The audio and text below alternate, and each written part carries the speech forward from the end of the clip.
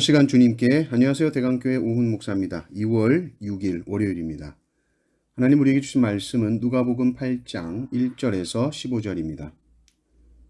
그 후에 예수께서 각 성과 마을에 두루 다니시며 하나님의 나라를 선포하시며 그 복음을 전하실세 12 제자가 함께 하였고 또한 악귀를 쫓아내심과 병고침을 받은 어떤 여자들 곧 7 귀신이 나간 자 막달라인이라 하는 마리아와 헤롯의 청지기 구사의 아내 요한나와 수산나와 다른 여러 여자가 함께하여 자기들의 소유로 그들을 섬기더라.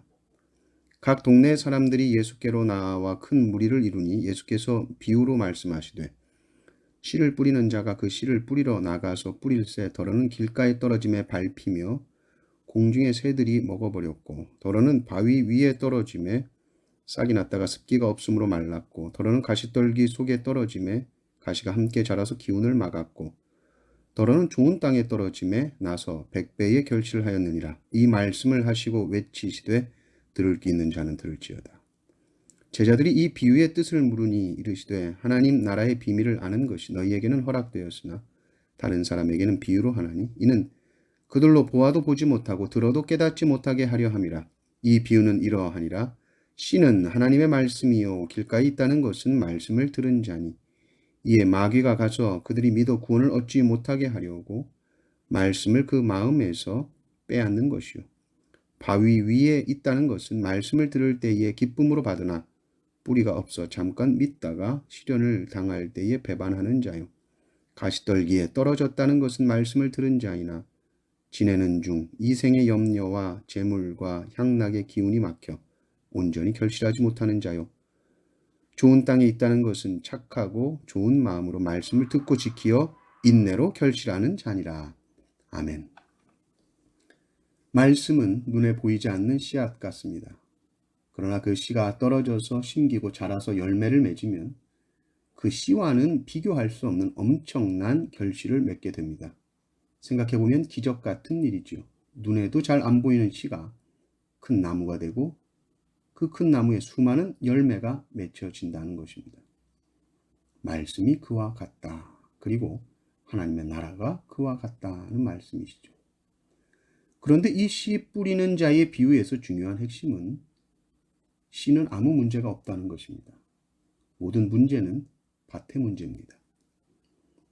그리고 이 여러 밭들이 갖춰야 하는 중요한 덕목은 인내입니다. 조급하지 않고 견뎌내는 인내이죠. 네 종류의 밭이 나오고요. 길가에 떨어진 것은 아예 강팍한 마음으로 말씀 자체가 들어가지도 않습니다. 씨알도 안 먹힌다는 말이 있죠. 그렇습니다. 마귀의 유혹 가운데 빠져 말씀이 전혀 들어가지 않습니다. 문제는 바위 위에 또 가시떨기 속 거기가 문제입니다. 이들은 말씀을 받습니다. 바위 위에 이런 마음은 기쁨으로 말씀을 받았다고 합니다. 가시떨기 같은 마음도 말씀을 들었다 이렇게 표현하고 있습니다.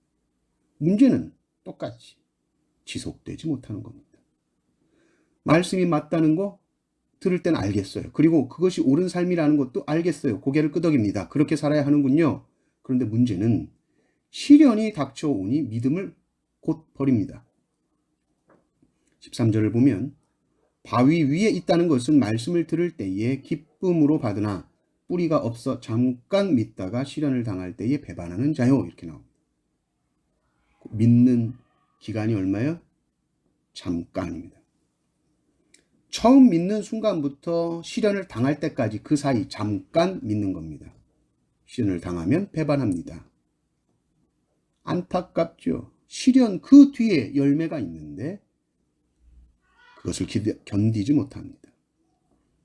가시떨기에 이 속에 있는 것도 그런 씨도 마찬가지입니다. 말씀을 들어요. 그런데 이생의 염려라는 것이 찾아오죠. 그래서 이 세상에서의 세상 걱정을 말합니다. 또 재물이요. 돈이죠. 또 향락이라고 나옵니다. 이 땅의 쾌락, 즐거움이요. 이게 너무 큰 거죠. 그래서 믿음을 포기합니다. 그리고 그것을 따라갑니다. 그거 너머에 열매가 있는데 그 전에 다 그만두는 거예요. 열매 좀 맺으려고 그러면 세상 걱정에 휩싸이고 열매 좀 맺히려나 그러면 돈 때문에 또 열매가 맺히려나 세상 즐거움 따라 다 가는 거예요. 그거 따라가고 쫓아가느라 열매 맺지 못합니다.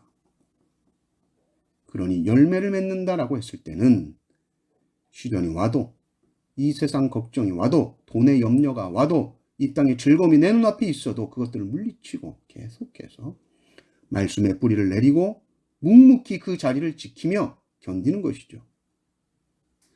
우리가 신앙생활을 하면 할수록 우리가 깨닫는 것이 있습니다. 우리가 뭘 열심히 막 하는 것보다 언제나 한결같이 자리를 지키고 어떤 소리가 들려도 묵묵히 그 자리를 지키는 그 신앙이 참으로 귀한 신앙이라는 것을 점점 알게 됩니다.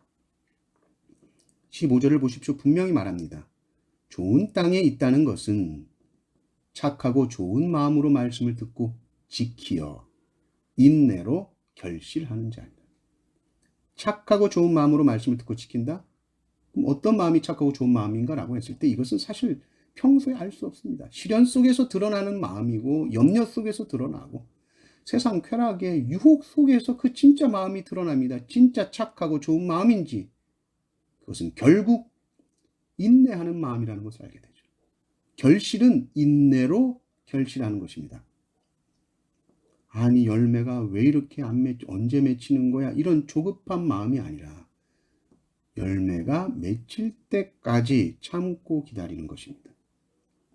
스스로 생각하고 판단해서 이때쯤 열매가 맺혀야 되는데 왜 안 맺히지? 조급해지죠. 조급해진 사람은 시련과 어려움이 닥칠 때 도망칩니다. 믿음을 버립니다. 그런데 끝까지 인내할 때 반드시 열매를 맺게 되는 것입니다. 데살로니가후서 3장 5절 보면 주께서 너희 마음을 인도하여 하나님의 사랑과 그리스도의 인내에 들어가게 하시기를 원하노라. 바울이 말하죠. 우리가 주님 모습 닮아간다고 할 때 하나님의 사랑을 담는 것이고 그리스도의 인내를 담는 겁니다. 그 사랑과 인내 속으로 우리가 들어가는 것이죠. 그런데 사랑이라는 것도 뭡니까? 사실 인내예요. 사랑은 오래 참는 것이거든요. 여러분이 어디 있든지 여러분이 서 있는 그 자리에서 인내하십시오. 주님께 붙어 있는 겁니다. 끝까지 열매를 맺기까지 말씀의 씨앗이 깊이 심겨져 어떤 시련과 염려와 걱정이 다가와도 주님께 꼭 붙어 있으므로 인내하십시오. 그때 결실하게 되는 겁니다. 열매를 맺는 비결은 열매를 맺기까지 주님께 붙어 있는 것입니다. 끝까지 인내하심으로 결실하는 은혜가 넘치시기를 주님의 이름으로 축원합니다. 아멘.